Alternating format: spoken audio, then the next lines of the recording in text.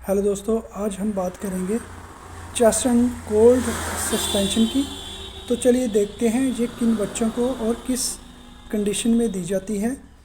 Ingredient की बात करेंगे तो इसमें पैरासीटामोल जो है 125 mg, फिनाइलएफ्रिन हाइड्रोक्लोराइड जो है वो 5 mg और सिट्राजिन डाईहाइड्रोक्लोराइड जो है वो 2 mg की होती है। दोस्तों ये 60 ml की फॉर्म में आती है। प्रिंट रेट की बात करेंगे तो ये 48 रुपये तक आपको किसी भी मेडिकल स्टोर में आसानी से मिल जाएगी। तो चलिए दोस्तों, इसके यूजेस और बेनिफिट, इसके साइड इफ़ेक्ट के बारे में थोड़ा सा जान लेते हैं। चेस्ट एंड कोल्ड का उपयोग कॉमन कोल्ड, नाक से पानी आना, सर्दी जुकाम हो गया हो, हल्की खांसी हो, गले में दर्द हो, इन कंडीशन में दे सकते हैं। और कई बार बच्चों को बुखार के साथ सिर दर्द हो रहा हो तो उस कंडीशन में ये काफ़ी राहत देती है।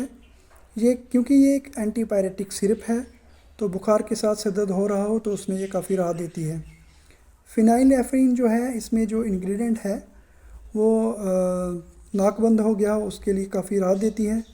और सिट्राजिन जो है, गले में दर्द हो रहा हो या छींकें आ रही हो या हल्की खांसी हो रही हो तो उसमें ये काफ़ी राहत देती है।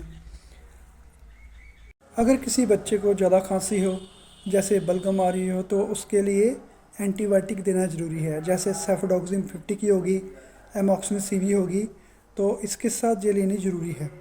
अगर इसकी डोज़ की बात करें तो डॉक्टर बच्चों को जो 6 महीने से लेकर 2 साल के बच्चे हैं उन्हें 2.5 ml दिन में 3 बार, और जो 2 से लेकर 6 साल के बच्चे हैं उन्हें 5 ml 3 बार डॉक्टर द्वारा रिकमेंड कर सकते हैं आफ्टर मील्स।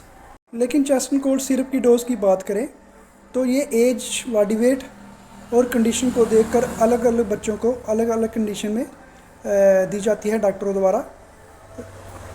अब बात करते हैं चेस्ट एंड कोल्ड सस्पेंशन से होने वाले साइड इफ़ेक्ट की।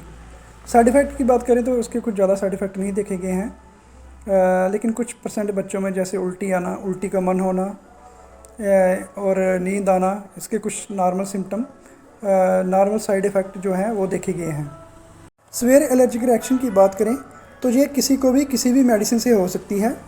अगर किसी बच्चे को चेस्ट एंड कोल्ड से सांस लेने में तकलीफ़ होना, या फिर मुंह या होठ पर स्वेलिंग होना, या फिर स्किन पर रैशेस होना, तो तुरंत अपने नज़दीकी हॉस्पिटल में जाना चाहिए, क्योंकि ये सिम्टम जो होते हैं सीवियर एलर्जिक रिएक्शन के होते हैं।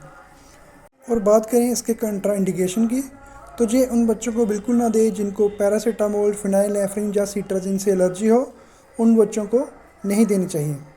तो ये थी जानकारी चेस्ट एंड कोल्ड सस्पेंशन की। आपको ये वीडियो कैसी लगी हमें कमेंट करके ज़रूर बताएं। धन्यवाद।